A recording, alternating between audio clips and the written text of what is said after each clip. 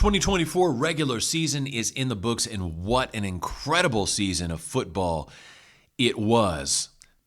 Starting off with Texas Longhorns talk, certainly a disappointing end result in the SEC title game, though I was very proud of the Horns for getting so close in their first season in the conference. Unlike the first game with Georgia, in which Georgia just kicked the crap out of Texas, this game was in reach for the Longhorns. They had it in their hands. Unfortunately, though, they just failed to take advantage of a lot of the opportunities they had built for themselves throughout the game. Having said that, though, I'm certainly proud of the Horns for making it as far as they did, getting into the college football playoff their first year in the SEC. Speaking of Texas, they face Clemson on Saturday at home in Austin.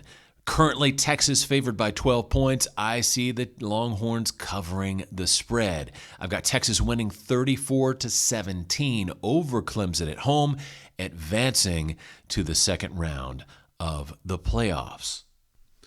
Perhaps the biggest news out of this playoff week, though, is Tennessee visiting Ohio State. Rumors are swirling that Tennessee Volunteer fans have purchased well over 20% of the tickets in the Horseshoe for that game, meaning there's going to be a significant plurality of Volunteers fans making a lot of noise in Columbus when Tennessee plays Ohio State. And to just put a little extra spice on the taco, even more rumors are crescendoing now that if Tennessee wins the game, Volunteers fans are going to storm the field, remove the goalpost, and throw the goalpost into the Olentangy River. Now, if there is any fan base in America that is capable of pulling that stunt off, it would be Vol Nation, and I wish them the very best of luck with that. I think that certainly adds a lot of flair to this game. If you think the Michigan flag planting episode was something special, this one could be about 1,000 times more intense. Of the two teams right now, Tennessee is coming in with the hot hand. Ohio State seems to be suffering from a little bit of a letdown with a loss against Michigan at home to close out the regular season. Will we see that happen? I don't know, but I will certainly be watching closely because, as we all know, with college football, we've learned to expect the unexpected. Now, speaking of the college football playoff, I think a lot of people are excited about the way things are going to go down. Certainly, there's a lot of buzz in the air to see this inaugural playoff event.